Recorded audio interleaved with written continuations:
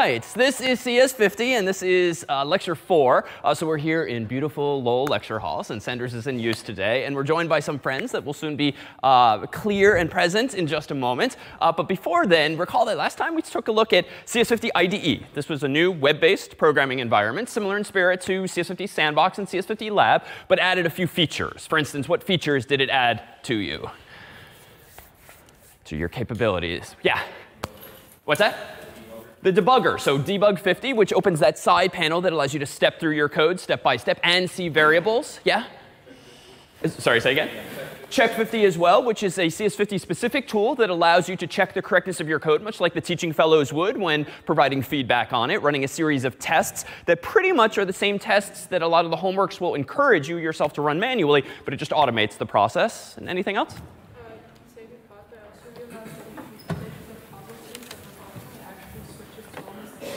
So that is true, too. There's a little hidden Easter egg that we don't use this semester. But yes, indeed, if you look for a small puzzle piece, you can actually convert your C code back to Scratch-like puzzle pieces and back and forth and back to forth, thanks to Kareem and some of the team. So that is there. But by now, it's probably better to get comfortable with text as well. So there's a couple of other tools that we've used over time, of course, besides Check 50 and Debug 50. We've, of course, used printf.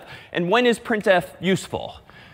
Like, when might you want to use it beyond needing to just print something because the problem set tells you to? Yeah? To find where your bug is. Yeah, so to find where your bug is. If you just kind of want to print out a variable's value or some kind of text just so you know what's going on and you don't necessarily want to deploy debug 50, you can do that. When else? If you have like a long for loop or something and your for loop is in that, you want to see what the age is the second for loop. Good, yeah. Indeed. Well, and you realize, so you might want to use printf when you have maybe a nested loop and you want to put a printf in the inside loop so as to see when it kicks in. Of course, you could use debug 50, but you might end up running debug 50 or clicking next so many times that gets a little tedious. But do keep in mind, you could just put a breakpoint deeper into your code as well and perhaps remove an earlier breakpoint as well. And honestly, all the time, whether it's in C or other languages, do I find myself occasionally using printf just to type out printf in here just so that I can literally see if my code got to a certain point in here to see if something's printed. But the debugger you're going to find now and henceforth so much more powerful, so much more versatile. So if you haven't already gotten to the habit of using debug 50, by all means start and use those breakpoints to actually walk through your code where you care to see what's going on. So style 50, of course, checks the style of your code, much like the teaching fellows might. And it shows you in red or green what spaces you might want to delete, what spaces you might want to add, just to pretty things up so it's more readable for you and others. And then what about help 50? When should you instinctively reach for help 50? Yeah? When you don't understand an error message. Exactly.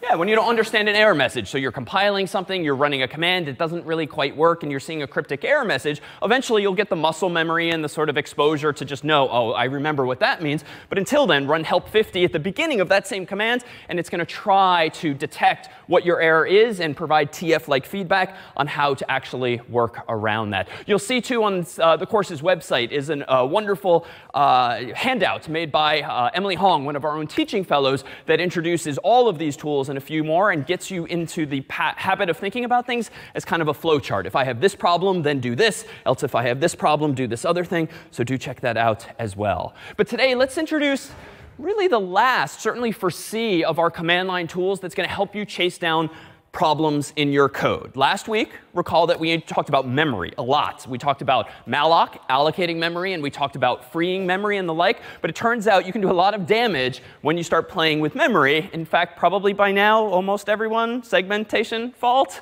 Yeah, so that's just one of the errors that you might run into. And frankly, you might have errors in your code now and henceforth that have bugs, but you don't even realize it because you're just getting lucky and the program is just not crashing or it's not freezing. But this can still happen. And so Valgrind is a command line program that is probably looks the scariest of the tools we've used, but you can also use it with help 50 that just tries to find what are called memory leaks in your program. Recall that last week we introduced malloc, and malloc lets you allocate memory.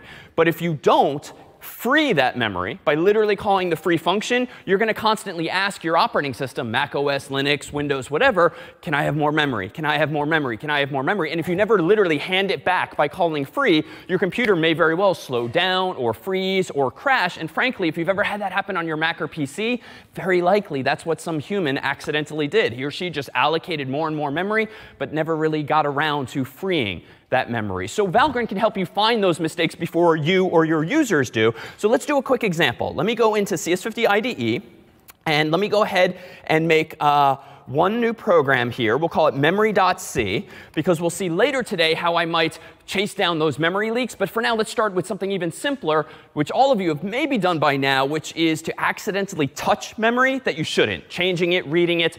And let's see what this might mean. So let me do the familiar at the top here. Include standard IO. Well, let's not even do that yet. Let's just do this first. Let's do int main void, just to start a simple program. And in here, let me go ahead and just call a function called f. I don't really care what its name is for today. I just want to call a function f. And then that's it. Now, this function f, let me go ahead and define it as follows. Void f void. It's not going to do much of anything at all. But let's suppose, just for the sake of discussion, that f's purpose in life is just to allocate memory for whatever useful purpose. But for now, it's just for demonstration's sake. So what's the function with which you can allocate memory? Malloc. So suppose I want to malloc space for, I don't know, something simple like just one integer. Like we're just doing this for demonstration purposes. Or actually, let's do more, 10 integers. 10 integers. I could, of course, do, well, give me 10. But how many bytes do I want? How many bytes do I need for 10 integers? Yeah, so I can do literally size of int. And most likely, the size of an int is going to be 4, probably. On many systems today, it's just 4 bytes or 32 bits. But you don't want to hard code that lest someone else's computer not use those same values. So the size of an int. So 10 times the size of an int. Malloc returns what type of data? What is it going to hand me back?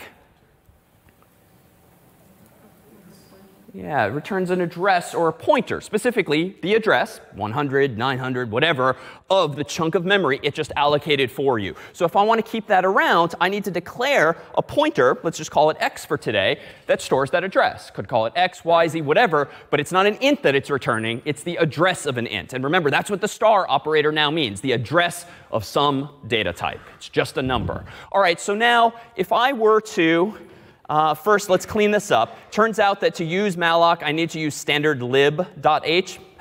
We saw that last week, albeit briefly. And then, of course, if I'm going to call f, what do I have to do to fix this code?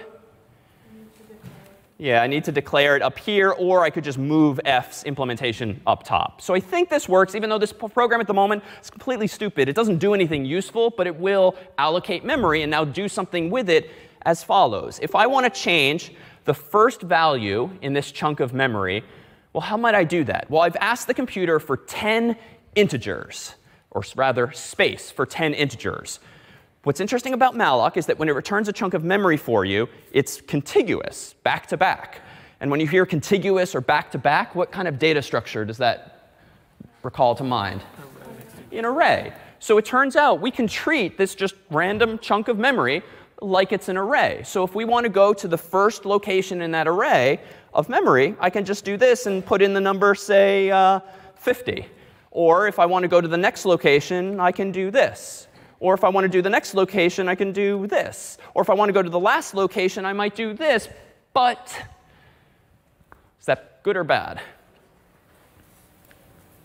Why bad? Yeah, so it's out of bounds, right? This is sort of week 1 style mistakes when it came to loops. Recall, with for loops or while loops, you might go a little too far, and that's fine. But now we actually will see we have a tool that can help us notice these things. So hopefully just visually, it's apparent that what I have going on here is just on line 12, I have a variable x that's storing the address of that chunk of memory. And then on line 13, I'm just trying to access location 10 and set the value 50 there. But as you note, there is no location 10. There's location 0, 1, 2, 3, all the way through 9, of course. So how might we detect this with a program? Well, let me go ahead and increase my terminal window just a bit here, save my file, and let me go ahead and compile make memory. OK, all is well. It compiled without any error messages. And now let me go ahead and run memory. Enter. All right, so that worked pretty well. Let's actually be a little more explicit here, just for good measure. Let me go ahead and print something out. So printf %i for an integer. And let's make this more explicit. You inputted %i, and then comma, x bracket 10. And what do I have to include to use printf? Yeah, so standard IO. So let's just quickly add that. Standard IO.h, save. All right, let me recompile this. Make memory, enter. And now let me go ahead and do /memory. Feels like it's a correct program. And yet for a couple weeks now, we've been claiming that don't do that. Like, don't go beyond the boundaries of your array. So how do we reconcile this? Feels like buggy code, or at least we've told you it's buggy code, and yet it's working. Yeah? C doesn't scream if you go out of bounds. Okay, that's a good way of putting it. Like, it's still, there is something there beyond that. OK. So you can theoretically, like, it just creates like a bogus. But yeah, and I think if I heard you correctly, you said C doesn't scream if you go too far?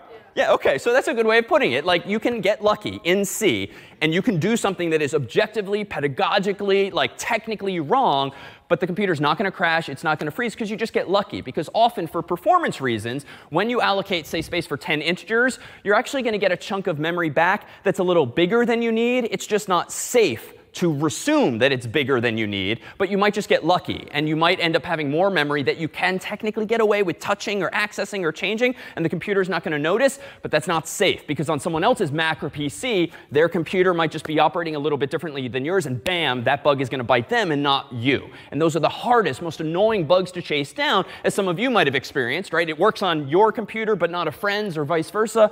These are the kinds of explanations for that. So Valgrind can help us track down even these most subtle errors. Program seems to be working. Check 50 or tools like it might even assume that it's working because it is printing the right thing. But let's take a look at what this program Valgrind thinks. Let me increase the size of the terminal window here and go ahead and type in Valgrind./memory. So same program name, ./memory, but I'm prefixing it with the name Valgrind. All right, unfortunately, Valgrind is really quite ugly, and it prints out a whole bunch of stuff here. So let's take a look. At the very top, you'll see all these numbers on the left, and that's just an unfortunate aesthetic. But we do see some useful information. Invalid read of size 4, and then it has these cryptic-looking letters and numbers. What are those? They're just addresses in hexadecimal. It doesn't really matter what they are, but Valgrind can tell us where the memory is that's acting up suspiciously. You can then see next to that Valgrind is pointing to function f on memory.c's 15th line. So that's perhaps helpful. And then main on line 8, because that's the function that was called. So Valgrind is actually kind of nice in that it's showing us all of the functions that you called from bottom up, much like the stack from last week. And so something's going wrong on line 15. And if we go back to that, let's see, line 15 was, well, sure enough, I'm actually trying to access that memory location. And frankly, I did it on line 14 as well. So hopefully fixing one or both of those will address this issue. So, and notice here, this frankly just gets overwhelming pretty quickly. And then, 40 bytes in one block are definitely lost in loss record. I mean, this is the problem with Valgrind, honestly. It was written some years ago, not particularly user-friendly, but that's fine. We have a tool to address this. Let me go ahead and rerun Valgrind with help 50, enter, and see if we can't just assist with this. All right, so still the same amount of black and white input, but down here now, help 50 is noticing, I can help you with an invalid write of size 4. So it's still at the same location, but this time, or rather, same file, memory.c, but line 14. And we propose, looks like you're trying to modify 4 bytes of memory that isn't yours, question mark. Did you try to store something beyond the bounds of an array? Take a closer look at line 14 of memory.c. So hopefully, even though Valgrind's output is crazy esoteric, like at least that yellow output will point you toward, line 14, I'm indeed touching 4 bytes, an integer, that I shouldn't be. And so let's go ahead and fix this. If I go into my program, and I don't do this, let's change it to location 9 and location 9 here and save. Then let me go ahead and rerun Valgrind without help 50. All right, progress except, nope, not progress. I skipped a step.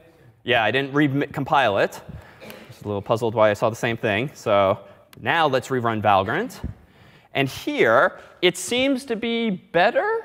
So I don't see that same error message up at the very top like we did before. But notice here, 40 bytes in one blocks. OK, that was bad grammar in the program, but are definitely lost in loss record 1 of 1. So I still don't quite understand that. No big deal. Let's go ahead and run help 50 and see what the second of 2 errors apparently is here. So here, it's highlighting those lines. 40 bytes in one blocks are definitely lost. And looks like your program leaked 40 bytes of memory. Did you forget to free memory that you allocated with malloc? Take a closer look at line 13 of memory.c. So in this case, line 13 indeed has a call to malloc. So what's the fix for this problem? Per help 50 or your own intuition? What do I have to add to this program? Free. Yeah, free. And where does that go? Right here. So we can free the memory. Why would this be bad? Exactly. We're freeing the memory, which is like saying to the operating system, I don't need this anymore. And yet 2 lines later, we're using it again and again. So bad. We didn't do that mistake last week. But you should only be freeing memory when literally you're ready to free it up and give it back, which should probably be at the end of the program. So let me go ahead and resave this, open up my terminal window, recompile it this time. And now let me run Valgrind one last time without help 50. And still a little verbose, but 0 errors from 0 contexts. That sounds pretty good. And moreover, it also explicitly says all heap blocks were freed. And recall that the heap is that chunk of memory that we drew visually up here, which is where malloc takes memory from. So done. So this is kind of the mentality with which to have when approaching the correctness of your code. Like it's one thing to run sample inputs or run the program like I did, all looked well. It's one thing to run tools like check50, which we humans wrote, but we too are fallible certainly, and we might not think of anything. And thankfully, smart humans have made tools that at first glance might be a little hard to use, like debug50, as is Valgrind now. But they ultimately help you get your code 100% correct without you having to like struggle visually over just staring at the screen. And we see this a lot in office hours, honestly. A lot of students, to their credit, sort of reasoning through, staring at the screen, just trying to understand what's going wrong. But they're not taking any additional input other than the characters on the screen. You have so many tools that can feed you more and more hints along the way. So do acquire those instincts. Any questions on this? Yeah? Professor, if you had a main function that took arguments, would you run Valgrind with those arguments as well? Yes, indeed. So Valgrind works just like debug50, just like help50. If you have command line arguments, just run them as usual, but prefix your command with Valgrind or maybe even help50 Valgrind to help one with the other. Good question. Other thoughts? Yeah?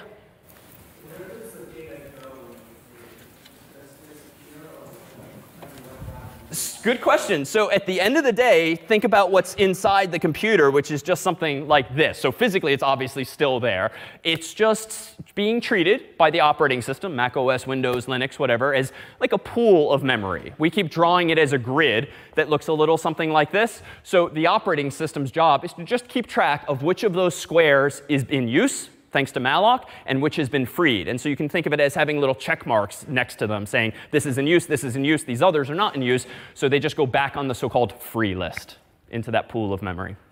Good question. And if you take a higher level course on operating systems, in fact, or CS61 or 161 at Harvard, you'll actually build these kinds of things yourself and implement tools like malloc yourself. Yeah? Good question. Why did we have to allocate memory in this case? We did not. This was purely, as mentioned, for demonstration purposes. If we had some program in which we wanted to allocate some amount of memory, then this is how we might do it. However, a cleaner way to do all of this would have been to say, hey, computer, give me 10 integers like this and not have to worry about memory management. And that's where we began in week 1, just using arrays on the stack, so to speak, not using malloc at all. So the point is only that once you start using malloc and free and memory more generally, you take on more responsibilities than we did in week 1. Good question. Any others? No? All right. So turns out there's one more tool in all seriousness. This is a thing.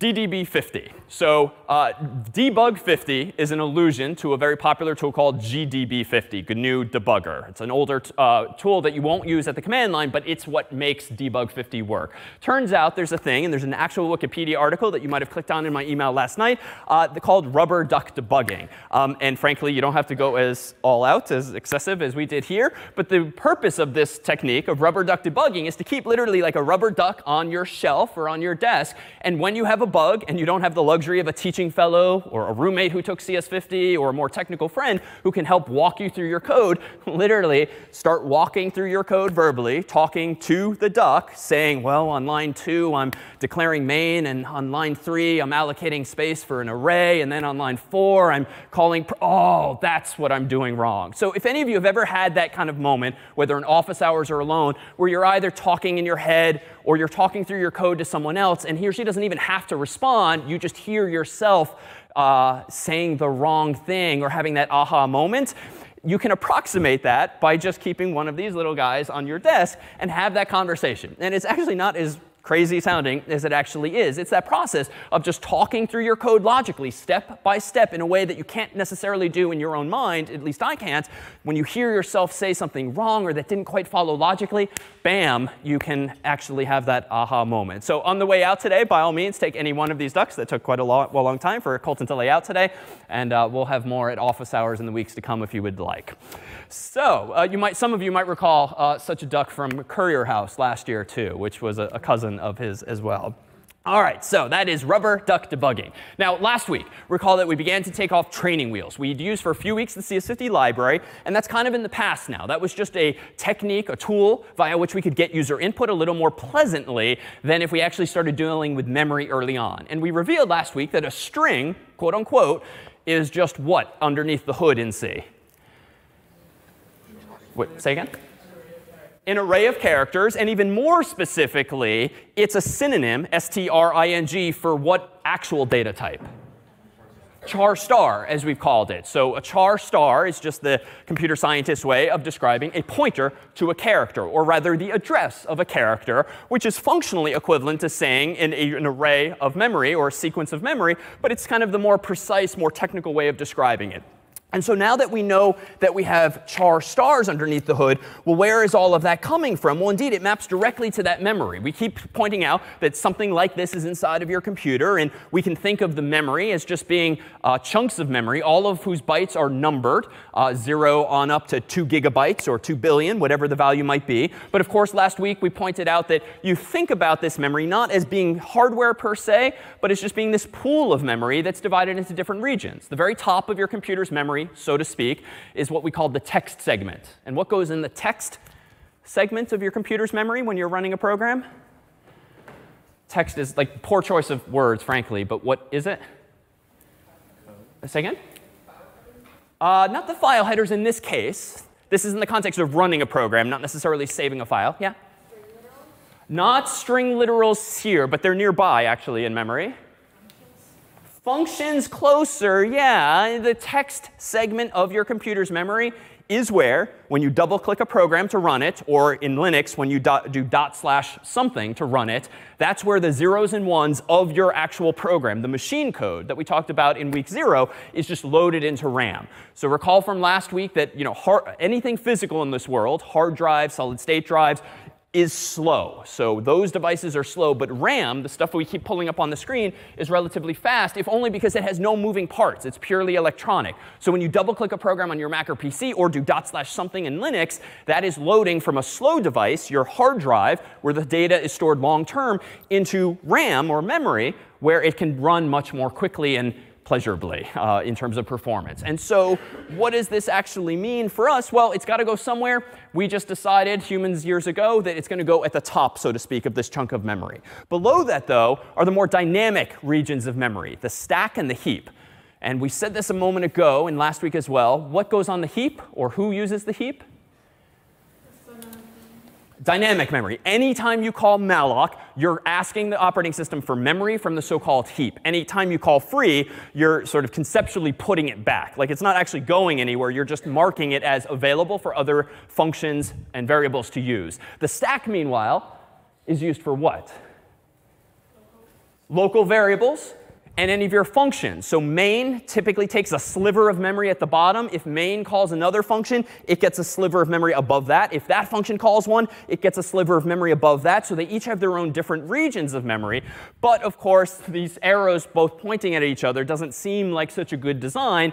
But the reality is bad things can happen. You can allocate so much memory that, bam, the stack overflows the heap, or the heap overflows the stack. Thus was born websites like Stack Overflow and the like. But that's just a reality. If you have a finite amount of memory, at some point something's going to break, or the computer's going to have to say, no more memory. You're going to have to quit some programs or close some files or whatnot. So that was only to say that that's how the memory is laid out. And we started to explore this by way of a few programs. This one here, it's a little dark here. This one here was a swap function. And now it's even darker. It was a swap function that actually did swap two values, A and B. But it didn't actually work in the way we intended. What was broken about this swap function last week? Like, I'm pretty sure it worked. And when our brave volunteer came up and swapped the orange juice in the milk, that worked. So like the logic was correct. But the program itself did not work. Why? Change the values of copy variables. Exactly. It changed values in the copies of the variables. So recall that when main was the function we called and it had two values, x and y, that chunk of memory was here, that chunk of memory was here, and it had like the numbers 1 and 2. But when it called the swap function, that got its own chunk of memory. So main was at the bottom, swap was above that. It had its own chunks of memory called a and b, which initially got the values 1 and 2. 1 and 2 were indeed successfully swapped, but that had no effect on x and y. So we fixed that with the newer version of this program. Of course, it looked a lot more cryptic at first glance, but in English. Could someone just describe what it is that happened in this example that was more correct? Like, what does this program do line by line? Yeah? Instead of passing copies of the variables, you pass pointers to their addresses. Exactly. Instead of passing the values of the variables, thereby copying them, it passes the addresses of those variables. So that's like saying, I don't technically care where it is in memory, but I do need to know that it is somewhere in memory. So instead of passing an x and the number 1, let's suppose that x is at location 100, my go-to example. It's actually the number 100 that's going to go there. And if y is at the location like 104, well, it's 104 that's going to go there, which are not the values we want to swap.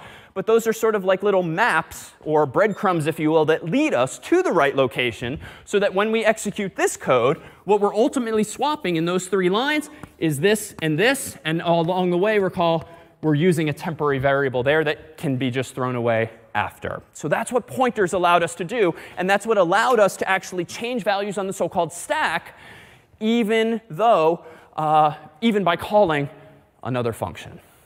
All right, any questions then on where we left off last time with the stack and with swap? No? All right, so recall we introduced Binky as well, who lost his head at one point. But why? What went horribly, horribly awry with this scene from last week's film from Stanford? Binky was doing everything correctly, right? Like moving values, 42 was successful, and then, yeah. Trying to dereference something that wasn't pointing to I wasn't pointing to any address. Exactly. He tried to dereference a pointer, an address, that wasn't actually pointing to a valid address. Recall that this was the line in code in question that was unlucky and bad. Star y means go to the address in y and do something to it, set it equal to the number 13. But the problem was that in the code we looked at last week, all we did at the start was say, hey, computer, give me a pointer to an int and call it x. Do the same and call it y. Allocate space and point x at it, but we never did the same for y. So whereas x contained, last week, the address of an actual chunk of memory, thanks to malloc, what did y contain at that point in the story, the yellow line there?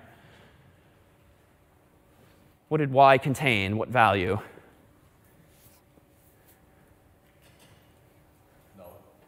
No, maybe, but it's not obvious because there's no mention of null in the program. We might get lucky. Null is just 0, and sometimes we've seen that 0 are the default values in a program. So maybe, but I say maybe and I'm hedging y. Yeah, and it doesn't allocate. Well, allocate's not quite the right word. That suggests you are allocating actual memory. It's a garbage value. There's something there, right? My Mac has been running for a few hours, and your Macs and PCs and phones are probably running all day long, or certainly when the lid is up. And so your memory is getting used and unused and used. Like lots of stuff is going on. So your computer is not filled with like all zeros or all ones. If you look at it at some random point in the day, it's filled with like bunches and bunches of zeros and ones from previous programs that you quit long ago, windows you have in the background and the like. So the short of it is, when you're running a program for the first time that's been running now for some time, it's going to get messy. That big rectangle of memory is going to have some ones over here, some zeros over here, and vice versa. So they're garbage values because those bytes have some values in them. You just don't necessarily know what they are. So the point is you should never, ever dereference a pointer that you have not set yourself. Maybe it will crash. Maybe it won't crash. Valgrind can help you find these things sometimes, but it's just not a safe operation. All right, and lastly, the last thing we introduced last week, which will be the stepping stone for what problems we'll solve this week, was struct. So struct is kind of cool in that you can design your own custom data structures. C is pretty limited out of the box, so to speak. You only have chars and bools and floats and ints and doubles and longs and well, we don't even have strings per se. So it doesn't really come with many features like a lot of languages do, like Python, which we'll see in a few weeks.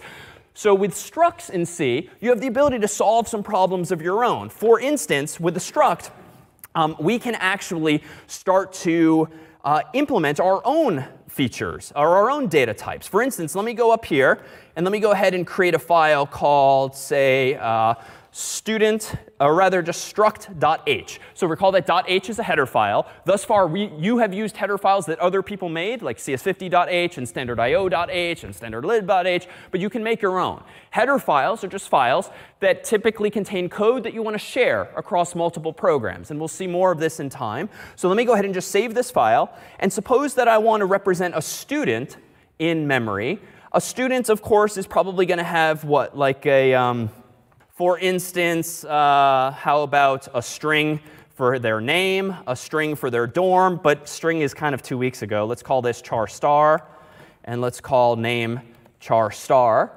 And so you might want to associate like multiple pieces of data with a student, right? And you don't want to have multiple variables per se. It'd be nice to kind of encapsulate these together. And recall at the very end of last week, we saw this feature where you can define your own type with typedef that is a structure itself, and you can give it a name. So in short, simply by executing these lines of code, you have just created your own custom data type. It's now called student, and every student in the world shall have, per this code, a name and a dorm associated with them. Now, why is this useful? Well, the program we looked at the very end of last time looked a little something like this. In struct0.c, we had the following. I first allocated some amount of space for students. I asked the user, what's the enrollment in the class or whatnot? That gives us an int.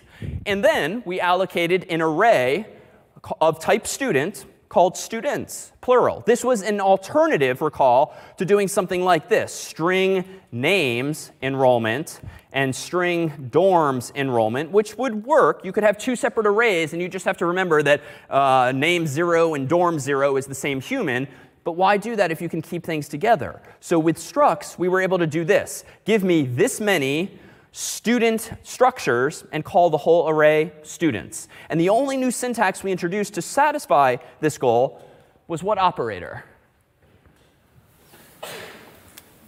The dot. Yeah, so in the past, recall from like week 2, we introduced arrays, and arrays allow you to use square bracket notation. So that is no different from a couple of weeks back. But if your array is not storing just integers or chars or floats or whatever, it's actually storing a structure like a student, you can get at that student's name by literally just saying .name, and you can get at their dorm by doing .dorm.